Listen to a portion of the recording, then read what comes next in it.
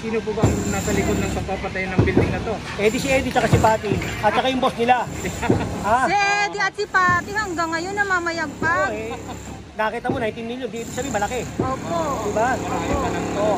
Oo. Tingnan mo, chairman, hindi lumalabas dito. Good afternoon at nandito nga po tayo ngayon sa 19 million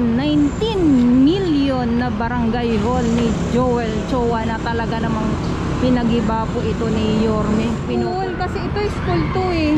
Ayan o, eskwelahan po yan. Akala ko eskwelahan siya pero hindi ko naman kasi talaga binusisi ng gusto. Ang napakaganda nito. Pero yun nga lang,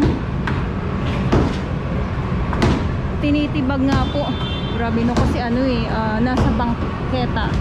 At ito akyat tayo, silipin natin. Hi, Miss Kulay! Ako nakalive ako. Sa likod. Thank you. Video maganda.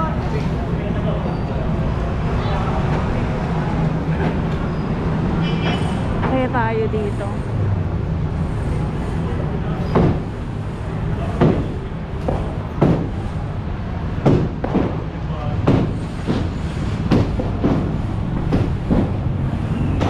Kita niyo naman po.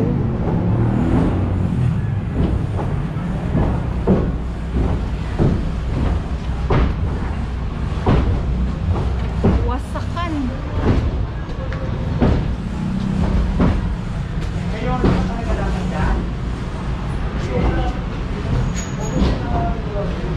Parang nakakatakot umakyat.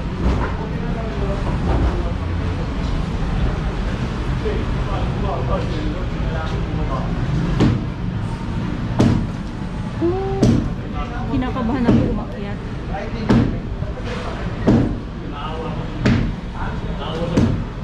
Scary naman. Kapit talaga ako. Kasi dito tayo silipin na.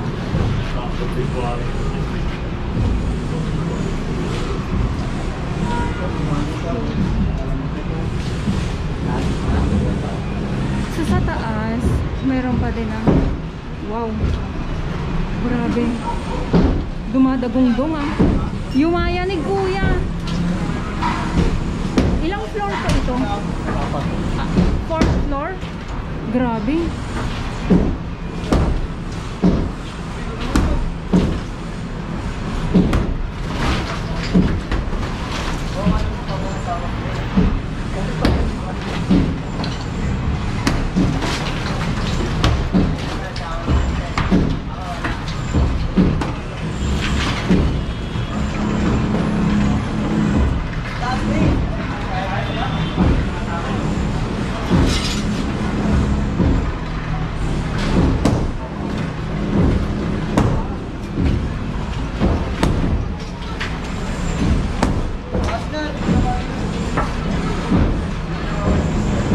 Hanggang 4th floor talaga ito.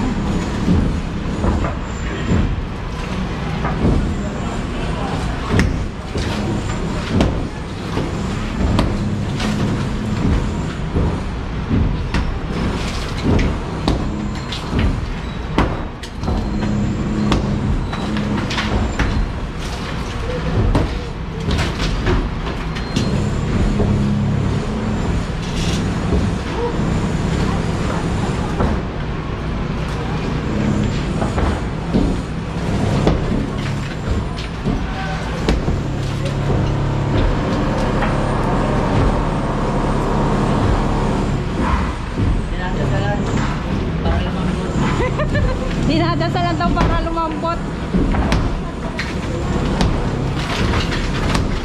Durog.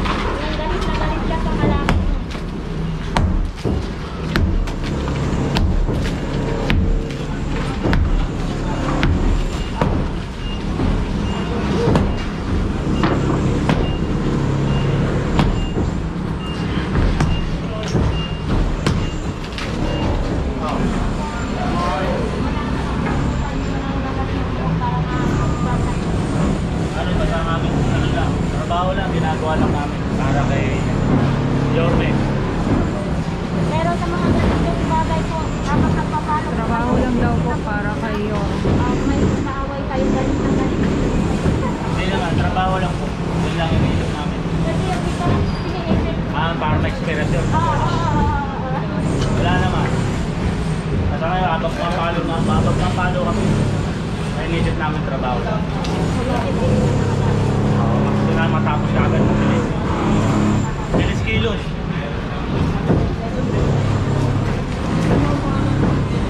Kita tayo dito sa silipin natin. Siyempre yung ibang ating mga kuya dito ay mga pagod yan sa pagpalo. Excuse me.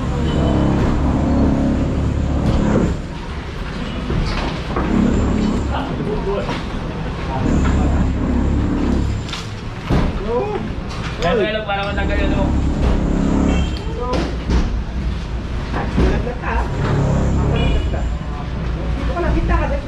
Ay, pababa naman dito taas. Dito ka din naman ang kanyang bulas. Ay, ito.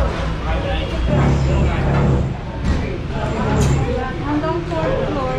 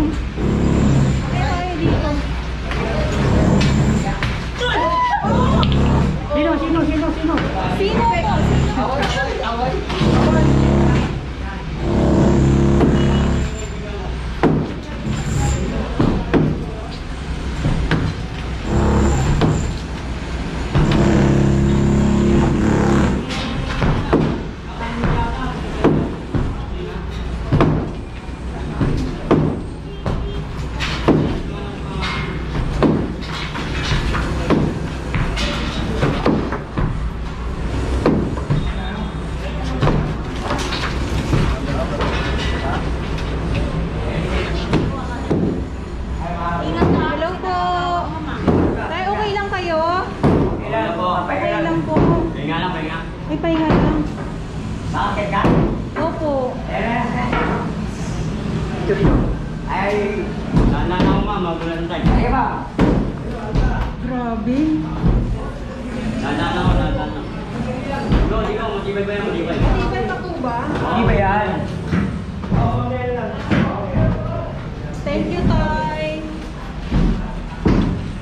Ah, ito na pala yung pinaka Rooftop. rooftop.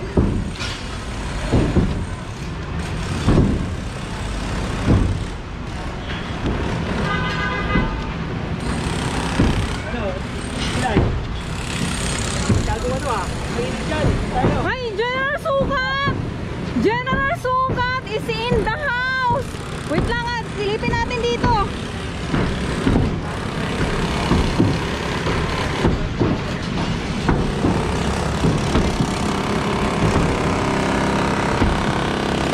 Ito pala.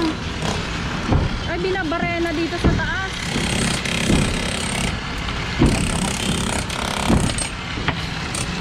General! Ay.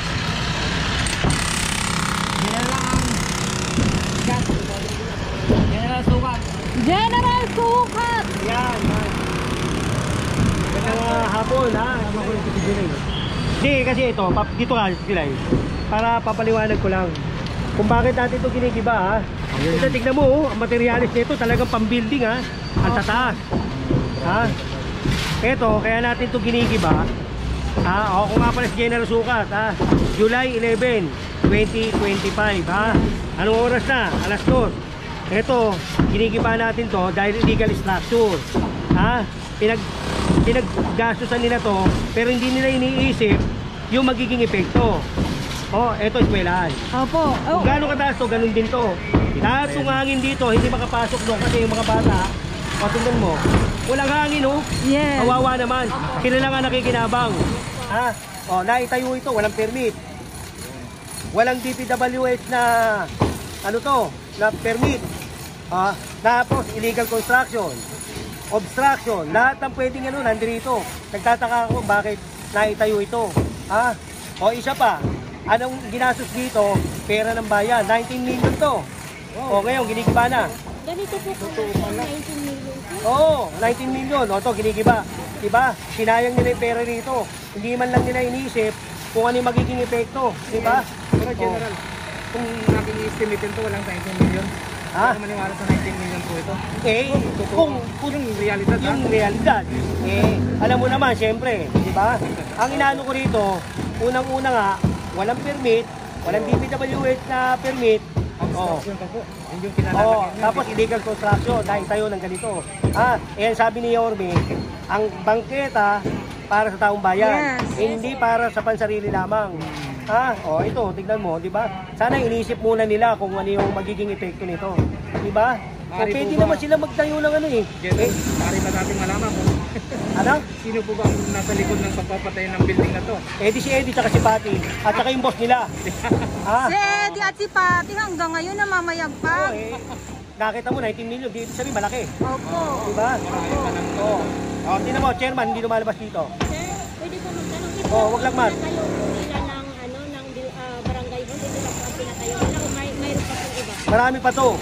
Marami pa tong ano, itong mga ito, itong mula ngayon, na pag-upo ni Yorme, lilinisin na uli natin yan. Kahit na barangay yan, kahit police station yan, basta mali yung structure, tatanggalin natin. Ayun. Yung nando sa middle pa, sa middle, Artel. Nung Miyerkules, sinasunugan doon, 3 buwan na yun. Yes. Ngayon, tingnan mo, malinis na. Nilinis ko. Nilinis ng Engineering Department. Nilinis ng MDRRMO. Nilinis ng DPS. Tulong-tulong. Kasi sabi ni Mayor, tulong-tulong tayo. Linisin natin ang Maynila. Agandahin natin ang Maynila. Opo. Di ba? Ngayon, tingnan mo, wala, malinis na ron. Di ba?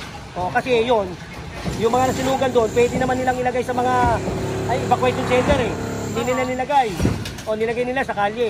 Paano kung masagasaan yun? Yung truck doon, mawalan ng preno, maraming mamamatay. Diba? Ngayon, nilipat namin sila sa barangay, sa mga cover court, sa evacuation center. At least safe sila ron. Hindi sila maano. Hindi sila walang mangyaring makamagpag. Wala man lang lagtak ko na, walang magiging Kuntik pa may mapanak doon. Kaya sir, marami po talaga ang ating mga kababayan na taga-Maynila na maraming nagpapasalamat na bumalik ulit. Alam mo ito, itong Maynila, dapat ito, dapat itong ginagaya, modelo. Ginagaya naman tayo ng ibang lungsod, di ba? Kasi magaling yung mayor. Kaya sabi ko sa inyo, ngayon lalabas na, General Sukat, ako na yung mag-ano. Jen, patiin mo muna yung mga viewers mo na talaga Yung naghahanap. mga viewers, ito kasi si Miss July, nakasama ko to. Tingnan natin, Kasi ang gusto naman ni Mayor, ma-expose ang ginagawa ng City of Manila. Yes. Ayan. Lahat ng gagawin ko, ipapakita natin yan. Transparent tayo. Lahat, maglilinis tayo ng kalsada, maglilinis tayo ng kanal. Ayusin natin ang Maynila. Bilis kilos, action agad. Tama ba? Tingnan mo. Kontuwa sila. Wala na nakaharang. May May na sila, may hangin na. Kontuwa na yung mga yan. Masaya na sila, di ba? Kaya lang, nanginayang ako sa pera ng taong bayan, ginastos nila rito, di ba? Ito, alam ko, project ng congressman to, at saka ng barangay. Hindi ko na sasabihin ko ng pangalan. Alam na nila yun, sir. Alam nila yun. Sige, magandang hapon ulit sa inyo. General Sukat. Mapapanood ko sa buong mundo uli. Lalabas na ako. Batiin mo dyan yung mga viewers mo po sa akin. Batiin nyo. Yung mga mo viewers po na sila. nanonood kay Miss Pilay, yan, makikita nyo na uli ako sa kanya. At saka ito, ang departamento namin ng City of Engineering, sa pangmumuno ni na City Engineer Armando Andres. At ang aking hepe, si Engineer Alejandro Yambao. Yan. Kung meron kayong problema sa inyong mga papunta lang kayo sa engineering. Ipakita natin kung ano yung pwede natin magawa. Tutulong tayo. Tulungan natin ang Maynila, linisin natin. Make Manila great again. Yes, Ayan, Ang pagbabalik ni General Sukat, alam nyo na po. Ayos! Ayos na ba? Sige. Maraming salamat po. God bless po, General. General,